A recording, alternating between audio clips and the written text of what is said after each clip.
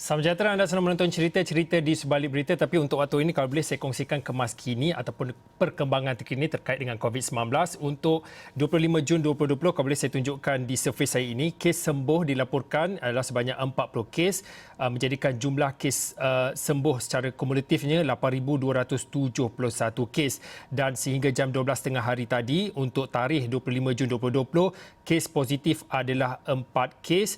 Daripada pecahan itu, 3 kes adalah kes import, 1 adalah kes tempatan, menjadikan jumlah positif kumulatif bagi COVID-19 di Malaysia setakat ini adalah 8,600 kes, dan hari ini juga dilaporkan tiada kes kematian.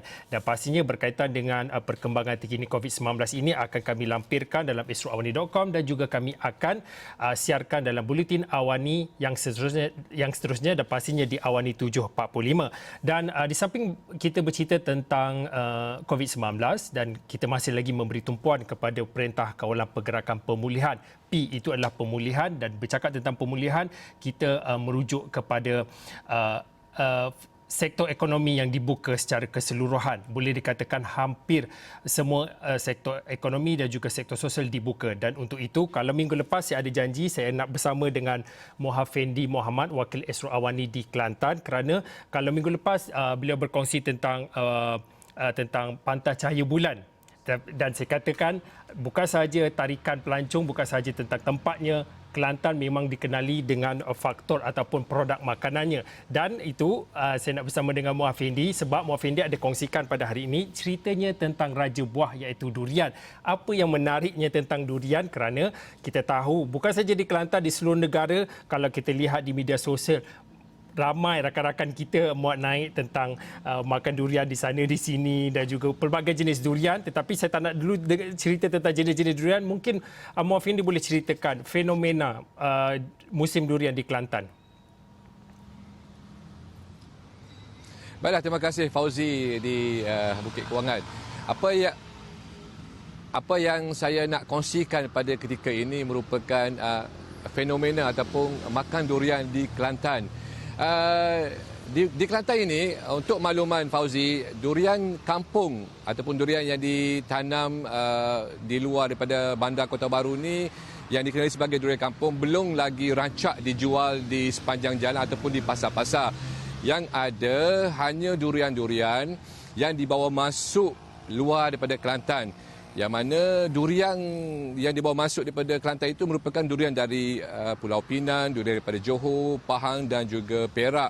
Dan harga yang dijualnya adalah sekitar dari RM8 sehinggalah ke RM15 sekilogram. Namun durian itu bukanlah tumpuan sebenar rakyat Kelantan. Sebaliknya, durian yang seringkali menjadi buah mulut, sering dicari, sering menjadi idaman, sering pecah liur untuk bercakap mengenai durian ini adalah durian jenis Musang King dan juga durian kunyit. Namun durian jenis spesies Musang King dan juga kunyit ini dia sukar diperolehi di kawasan bandar Kota Baru ini. Sebaliknya, durian tersebut boleh ditemui hanya di kawasan pedalaman Kelantan, termasuk di Gomusan, Kuala Kerai, Dabung dan sebagainya. Dan saya beberapa hari, 2 hari yang lepas, saya berkesempatan meninjau di kawasan Jelawan, Kampung Jelawan di Dabung, di mana di kawasan tersebut merupakan kawasan pelancongan. Dan di Dabung ini terletak juga air terjun yang tertinggi di Asia, iaitu air terjun Jelawan Jangga. Dan cukup lengkap dengan pakej pelancongan dia, termasuklah ada gua ikan, ada gua dabung dan sebagainya yang boleh menjadi tarikan. Namun apa yang saya fokuskan pada ketika itu adalah merupakan pemilik kebun durian kunyit. Saya berkesempatan menemui salah seorang pemilik kebun durian kunyit ini. Pada pandangan beliau, ramai pihak ataupun ramai masyarakat yang salah membezakan. Mereka mengatakan bahawasanya Musang King itu sama dengan kunyit. Sebaliknya, kunyit merupakan spesies yang lain dan Musang King merupakan spesies yang lain. Dan pada pandangan Pak Ibrahim ataupun Cik Ibrahim Musa yang saya temui itu, grade ataupun kualiti durian jenis kunyit ini merupakan the highest quality. dan harganya daripada tahun ke tahun tidak pernah turun daripada harga RM40 sekilo. Dan dia menjelaskan durian kunyit yang dimiliki seluas 16 ekar, salah satunya di kawasan Dabun dan satu lagi di kawasan Tanah Merah. Kesemua duriannya sudah pun ditempah dari pokok lagi. Ini bermakna mereka yang mengetahui bahawasanya isi ataupun kualiti durian kunyit ini, mereka awal-awal lagi telah menempah durian kunyit ini. Dan menurut Pak Hen sendiri, beliau tidak sempat orang kata menjual secara runcit. Sebaliknya, kebanyakan hasil jualan ataupun jualan durian kunyitnya merupakan dari jualan borong. Dan juga dan juga pemborong daripada luar Kelantan yang mengambil untuk jualan di luar daripada Kelantan ini. Menurut Pak Heng lagi, durian kunyit yang dihasilkan pada tahun ini amat menjadi berbanding tahun lepas, sehinggakan pulangannya boleh dikatakan agak lumayan. Bahkan pulangan yang diperolehi sepanjang sebulan jualannya boleh dimakan selama setahun. Jadi kita dengarkan dahulu penjelasan beliau. Masa dulu tu walaupun isi comel harga tu tidak mahal sepala ni lah. Hari tu harga mula-mula buah tu dah RM9 dengan RM10 lah sekilo. Sekilo masa tu. Dia kapur ni cuma RM1 tu tinggi lah. Nah, tu lah harga. Lah ni harga dia sekilo, kalau kita jual di rumah ni tolak tu harga 35 lah dah. Nah, 35 lah. Kalau tergi atas 40. Macam di Tanah Merah tu, apa ni Lutfi ke depan Tabang Haji tu, hak dia kita sini lah. Jadi untuk tahun ni saja kita kira jumlah pengeluaran dengan tahun lepas tu ada meningkat lah sikit pada tahun lepas. Pasal kita pun baja tu alih baja lain lah sikit. Baja pada Aceh Temangan tu, baja Kuda Merah ni. Jadi cuba dia lah tahun ni lah baru. Tapi hasil pun meningkat lah sikit. Meningkat lah sikit. Jadi kalau kira jumlah tan dia tahu untuk dua kebun tu. Dua kebun tu dalam lebih kurang dalam sosok tu 100 boleh lah setahun dah. Tak tahu lah berapa teh tu. Tak tahu lah berapa 100 ribu tu boleh lah kita. Nah tu lah sosok kebun 200 ribu lah. Dua kebun 200 lebih kurang lah tu. Ya. Tapi macam duit Pak Heng ni untuk ekspor ke ataupun untuk tempatan? Tapi lah ni untuk tempatan lagi lah, Kelantan lagi lah. Ada tahun lepas ada masuk Singapura. Cik Lutfi tu dia ada agak atas sana. Dia ambil ni dia pilih-pilih itu sikit. Tapi kalau kata untuk tempatan tu jumlah dia pun tak cukup sama. Tak cukup sama. Dia pagi ni pun petang pun ada sama. Dia tak putus-putus. Siapa kena buat apa ni? Itulah tanda apa ni, hak booking apa. Terpahang lah. Jadi kalau kira pendapatan kalau banding dengan tahun ni kan meningkat. Tahun ni lah meningkat. Kita pun itu sikit meningkat sikit lah. Fauzi, durian milik Pak Heng tu mula dipungut, kita mula membuahkan hasil penghujung penghujung Mei lepas pada hari raya. Dan bayangkanlah Fauzi, kutipan jualan dia sepanjang tempoh sebulan ni mencecah RM200,000. Bayangkan RM200,000 dalam tempoh sebulan. Itu hanya 8 ekar kawasan di Dabun dan juga 8 ekar kawasan di Tanah Merah. Namun, orang kata kebijaksanaan Pak Heng itu menanam spesies durian kunyit ini sudah pasti memberikan pulangan yang agak lumayan kerana kita tahu harga dia standard, tidak boleh diturunkan. Harga dia RM35 hinggalah RM40 bagi setiap kilogram. Saya ingin nak menyentuh mengenai durian kunyit secara lebih dalam lagi. Sebenarnya kalau Fauzi pernah makan durian kunyit ni, rasa dia sebenarnya saya sukar gambarkan, tapi saya rasa 2-3 ulas. Dia lemak dia lain macam. Dia punya manis dia lain macam. Ada setengah durian tu kalau kita tengok, ada setengah yang orang kata duri dia tu, beza duri dia tu, ada yang rasa pahit-pahit sedikit, ada yang rasa orang kata tidak pahit tapi manis dia. Bahkan kalau kita rasa di mulut, masuk di mulut tu, sekata dia punya keenakan dia tu. Mana tidak kurang dia punya pahit dia, manis tak boleh. Sekata. Jadi disebabkan itulah orang kata durian kunyit ni mempunyai kualiti yang tersendiri. Dan orang kata harganya tak akan turun daripada berbeza dengan durian-durian yang lain. Dan bukan sahaja di kawasan Dabung itu yang mempunyai kebun durian kunyit, sebaliknya di kawasan Gua Musang, di kawasan Kuala Krai sendiri ada beberapa pengusaha dan pemilik kebun yang menanam khusus durian kunyit sahaja. Walaupun kita tahu durian kunyit ni untuk mendapatkan hasilnya lebih daripada 10 tahun, penjagaannya agak rumit kerana durian kunyit ataupun dan juga musang king, kedua-dua spesies ini merupakan spesies yang agak manja. Dia memerlukan satu kawasan yang berada dalam hutan. Tanamannya juga perlu berada dalam hutan, kawasannya pula kawasan pelutirannya, kawasan yang berbukit bukau. Bahkan dia memerlukan cuaca yang agak sejuk sedikit berbanding dengan kawasan yang lain. Justru itu orang kata kunyit ini merupakan spesies yang manja, namun tengoklah harganya. Mana harganya mencecah RM40 itu di pasaran Kelantan. Kalau di pasaran luar daripada Kelantan, saya kira mungkin kalau dijual di sebelah kata Kuala Lumpur, Lembah Kelang dan sebagainya, mungkin sudah mencecah harga RM50 ke RM60, Fauzi.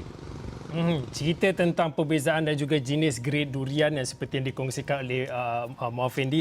Kalau boleh saya nak tunjukkan sedikit perbezaan. Ini adalah hasil perkongsian daripada laman sosial rasmi Lembaga Pemasaran Pertanian Persekutuan ataupun disebut sebagai FAMA.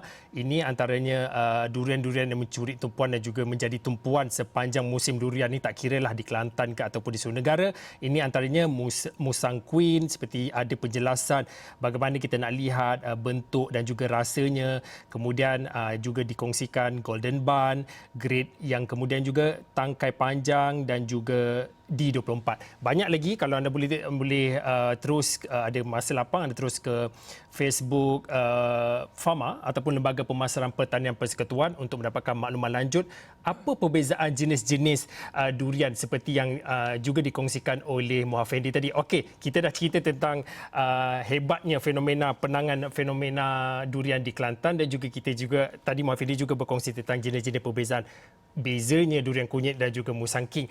Kita berada dalam fasa pemulihan ekonomi, sudah tentu apabila kita bercerita tentang bagaimana nak memulihkan ekonomi, setiap sektor kita beri tumpuan, dan sebelum ini pun Muhammad Fendi ada kongsikan bagaimana usahawan, PKS dan juga mereka yang terlibat dalam perniagaan ini mencari jalan keluar ataupun ada saja alternatif dan juga evolusi yang mereka ambil untuk memastikan kelangsungan operasi perniagaan itu boleh berlaku. Dalam soal bagi mereka yang terlibat dalam industri perniagaan berasaskan durian ini, bagaimana Muhammad Fendi lihat apa yang mereka lakukan dan apa jalan keluar? Kita tahu sepanjang PKP selama 3 bulan ini pergerakan itu terbatas dan setelah diumumkan pergerakan pemulihan ini, pergerakan itu dibenarkan, apatah lagi rentas negeri itu dibenarkan. Jadi apa jalan keluar yang boleh mereka lakukan untuk usahawan? Adakah mereka sudah migrasi ke ekonomi digital secara keseluruhannya ataupun bagaimana? Ataupun masih lagi secara tradisional? Sebenarnya Fauzi, bagi pemilik dan pengusaha tanaman durian di kawasan pendalaman khususnya di Kampung Dabung dan juga di kawasan Jelawang itu, mereka sebenarnya expert ataupun benar-benar fokus kepada penanaman durian kunyit. Dan saya melihat potensi bukan sahaja daripada income kepada pemilik, orang kata pemilik kebun durian itu. Sebaliknya sekiranya ada pihak tertentu, tak kira sama ada agensi swasta ataupun kerajaan yang memainkan peranan ataupun memainkan fungsinya dengan mewujudkan rantaian ekonomi berasaskan pelancongan.